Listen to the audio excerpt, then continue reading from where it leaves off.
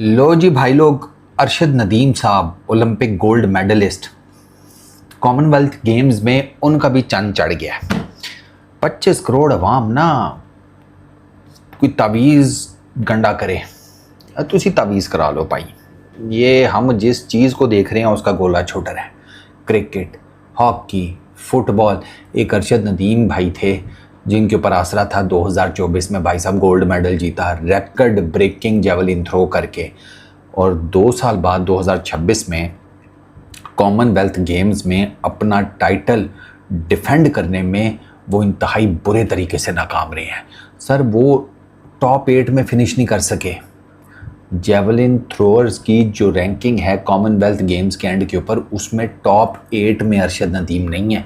और कहने वाले बताने वाले तो बताते हैं कि अरशद नदीम का गोला तो जुमेरात की रात को ही छूट गया था। मतलब ओलंपिक का गोल्ड मेडलिस्ट 2 वर्षों में, सिर्फ 2 वर्षों में इतनी बुरी परफॉर्मेंस दिखाए, ये कम आपको देखने को मिलेगा। खुदा ना खासा किसी को इंजरी हो या कोई और वजह हो तो कम ही देखने को मिलेगा। बहुत से लोग अरशद नदीम के ऊपर बात कर रहे हैं कि इतना उनको प्रोटोकॉल मिला, इतना जब उनको कुछ नहीं था उनके पास, उन्होंने ओलंपिक में गोल्ड जीता, उन्होंने कॉमनवेल्थ में मेडल जीते। अब जब उनके पास इतना कुछ था, उसके बाद कॉमनवेल्थ में इतनी बुरी परफॉर्मेंस कोई उम्मीद नहीं कर रहा था कि एक बंदा गोल्ड मेडलिस्ट हो ओलंपिक का और कॉमनवेल्थ गेम्स उसके पास में भी वो ना रहे। अब रमेश थरंगा ने जीता है, वो श्रीलंकन स्टार हैं। नीरज चोपड़ा भारत के स्टार हैं, उनकी कंसिस्टेंसी है। नीरज चोपड़ा की इसमें कोई दो राय नहीं है कि जितने डिस्टेंस पे वो फेंक रहे हैं ऑलमोस्ट उसके पास हैं। बहुत ज्यादा इंप्रूवमेंट नहीं, लेकिन उन्होंने जो था उसको भी खोया नहीं है।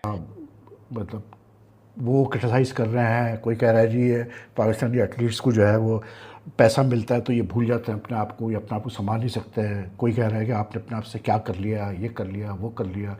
अब आई वंडर, इसलिए क्योंकि maybe this people don't realize the importance, they don't realize the enormity, क्योंकि इन्होंने कवर नहीं किया तो मे बी दैट्स वाई जाके उन्होंने देखा नहीं ओलंपिक्स वगैरह बड़े इवेंट्स।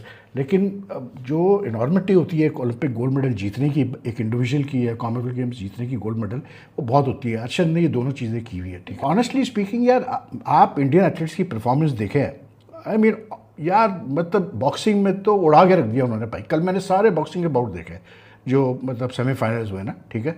10 इंडियन बॉक्सर्स ने, 6 लड़कियों ने और 4 मर्दों ने क्वालिफाई किया फाइनल्स के लिए, और अभी 3 फाइनल शायद हो चुके हैं आज, जिसमें 2 वो ऑलरेडी गोल्ड जीत चुके हैं और 1 सिल्वर मिला उनको, ठीक है ना।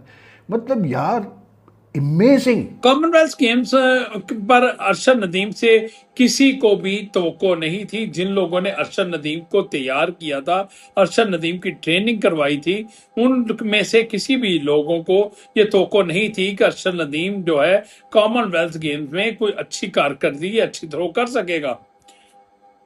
मैं बिल्कुल, मेरे सामने बातें होती थी और कहते थे, मैं समझता था शायद ये वो लोग अरशद नदीम के साथ जो एक इख्तलाफात की वजह से ये लोग।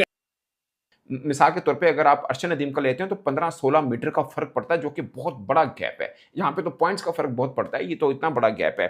और इतनी बड़ी मोटिवेशन होती है कि आपने ओलंपिक जीता हुआ है, उसके बाद तो आपकी अलग ही एक चाल होती है। मगर रमेश थरंगा, उन्होंने फाइनल में 3 ओलंपिक मेडलिस्ट को शिकस्त दी है, 3 को अकेले ने।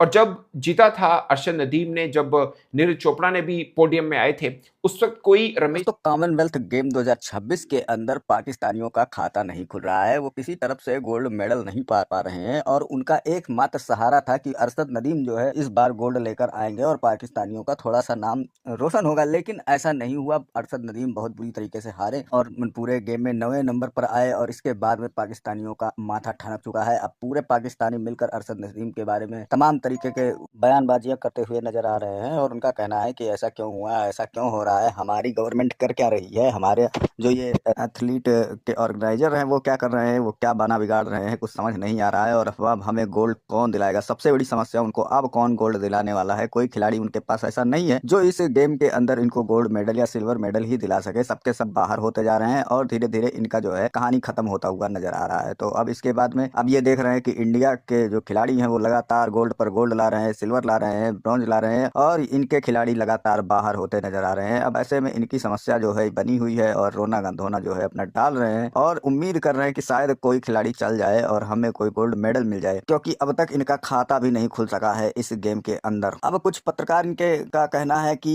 जो है भारत के अंदर जो है बढ़िया इन्वेस्टमेंट की जा रही है, उनको अच्छी ट्रेनिंग दी जा रही है, उनको अच्छा प्रशिक्षण कराया जा रहा है और पाकिस्तान के अंदर जो है इन सब विभागों के अंदर केवल भ्रष्टाचार संलिप्त है और सब लोग केवल पैसा खाने में लगे हुए हैं। किसी तरह से इधर उधर से कहीं से भी पैसा आए उसको ले लो, मतलब इस गेम के अंदर भी ये पैसे की बात कर रहे हैं, इस गेम के अंदर भी इनको कमाई करना है। और ऐसा जो है पाकिस्तानी पत्रकारों का कहना है, जो वहाँ के स्पोर्ट जर्नलिस्ट हैं, उनका लगातार यही ब्लेम है पाकिस्तानी गवर्नमेंट के ऊपर कि ये सब पैसा खाकर जो है और खेल खेल रहे हैं और केवल इसमें जो है कमाई का जरिया बना हुआ है। और ये तो हम भी बहुत साल से बता रहे हैं कि पाकिस्तान के अंदर कोई टैलेंट नहीं है, पर्ची वाला सिस्टम चल रहा है और केवल ये लोग जो है पूरे देश दुनिया से रुपए लूटने के लिए ये सब चीजें जो है अपने यहाँ डिपार्टमेंट बना रखे हैं, बाकी इसका कोई अस्तित्व जमीनी स्तर पर नजर नहीं आता है। तो चलिए चलते हैं वीडियो की ओर, देखते हैं पूरा मामला। वीडियो पसंद है तो लाइक करें, चैनल को सब्सक्राइब।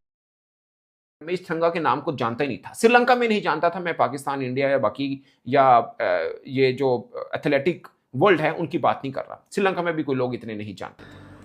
आंखें तब लोगों की खुल गई थी जब अरशद नदीम ने बड़ी मुश्किलों से अगले राउंड के लिए, फाइनल राउंड के लिए क्वालिफाई किया था, मस्सा मार के, जिसको पंजाबी में कहते हैं।